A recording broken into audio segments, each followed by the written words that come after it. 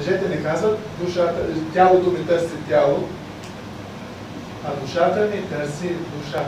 И още нещо казва. Не познава по-сладко приятелство от съпружество.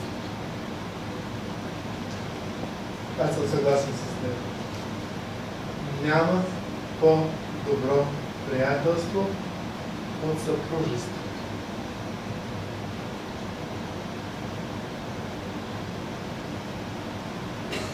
Подходящият момент във вашето семейство ще трябва да стане едно. За да ви го обясня по-добре, винаги на всяка вечерка се служа с някакъв пример. Когато правях проповедта, си мислех какво да бъде сега нагледния пример за вас специално. И избрах това да бъдат седята. Бог е вдъхновил този, който е аранжирал стаята и е напълнил с цветя, така че ще можете да ги гледате и да си представите какво искат да ви кажа. Какво е особеното? Между другото, райската градина е била пълна с цветя. Кое е особеното на цветята? Първо, самият цвят. Цвета на цветето. Второ, свежестта на цветето. Трето, разнообразието на цветята. И четвърто, може би най-хубавото, аромат. Какво означава всичко това? Четах някога, че цветята всъщност са безцветни. Обаче Господ така е устроил клетките на цветето да приемат слънчевата светлина и да излъчват само част от спектъра. Или само бялата част, или само жълтото, или само червеното. Но забележете какъв художник е Бог, как подрежда клетките, че да се получи наистина страхотна картина, когато цвета е различен. Когато цветето не е едноцветно. Какво означава това? Това означава, че вие получавате от Бога силата, любовта и всичко това, което Той дава. И излъчвате нещо. Не всичко. Най-напред излъчвате любовта.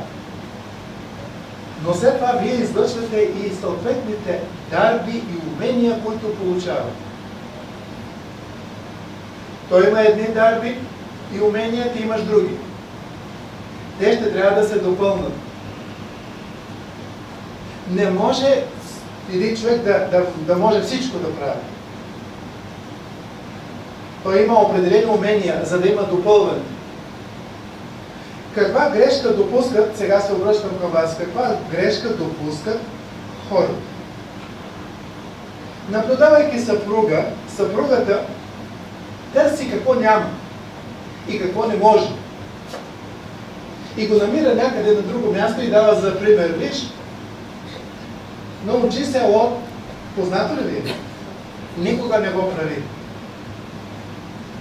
И ти не търсете какво няма и какво не може, а търсете какво има и какво може.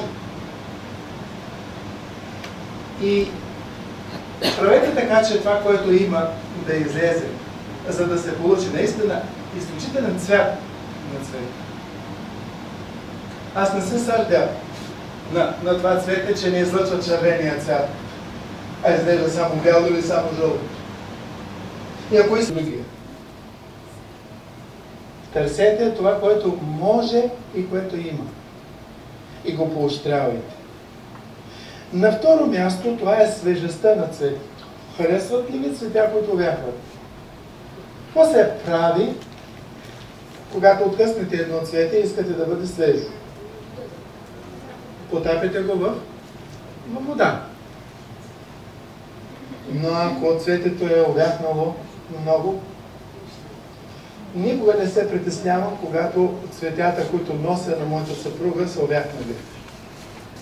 Не се притеснявам. Знаете ли какво правя? Налива вода в един леген и ги слага целите да легнат във водата. и на сутринта са свежи, все едно, че сега се откъснат. Трябва всеки ден да бъдете в голямата ваза, наречена Бог, за да черпите от Него сила и свежест. Но трябва и сами вие да поддържате тази свежест, която има. Защото човек е свеж физически, свеж и духовно. Днеска вие сте много свежи, добре сте се погрижили за вашата външност. И всички се радваме. Но това трябва да бъде всеки ден. Не се обличайте подходящо само когато ходите извън къщи. Връща се от работа един съпруг, така няколко години съпружески живот, и вижда жена се облечена празнично. И сложила трапезата, и сложила свещи. И пита: скъпа, празник ли е днес? Какво празнуваме? Казвам, няма празник. Ами, ти си, как? Аз за тебе съм се облякал. Тебе искам да зарадвам. А духовната свежест се поддържа с пълно и постоянно общуване с Бога. И по-отделно, и заедно.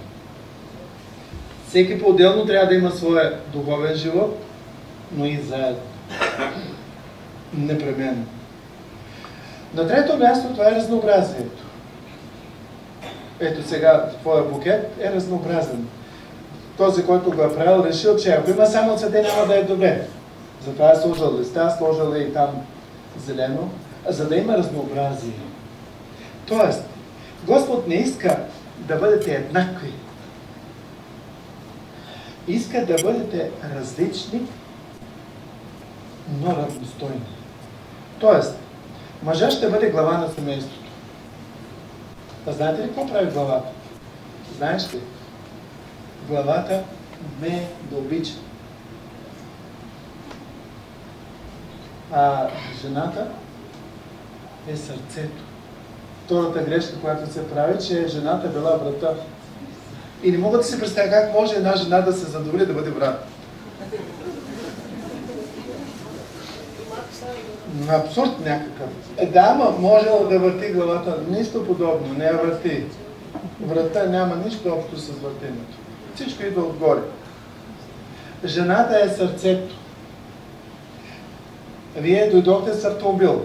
И той е красив. Но ако няма мотор вътре и е много красив и супер луксозен, има ли някаква полза? Семейството, брачната институция, трябва да има и мотор. Трябва да има сърце. Но това сърце трябва да топти ритмично, да няма аритмия. Защото когато има аритмия, човека се изпотява. Сутринта, като пътувахме, слушахме новини, имаше разговор с един професор от сърдечната клиника на доктор Чирков и казва, правили са операция на един от артистите, Наум Шопов. Каза, добре сега, 3 байпаса сме го направили. Защо му правят байпас? Защото е имало проблем с сърцето. Не допускайте Господ да трябва да прави байпас на вашия дом. Защото нещо със сърцето не е наред. Сърцето трябва да бие ритмично, да поддържа ритъма на живота. Не напразно там в ритуалната зала казаха, че жената е съхранител на домашното огнище. И накрая това е аромата. Какво представлява аромата в семейството? Това са отношенията помежду ви. Коя цвет най-много харесва? Розата. Защо? Защото има аромат. Защо била царицата на цветята? Защото има аромат. Аромата, това са отношенията в семейството, отношенията между двама ви. Си измислите там имена, с които ще се наричате.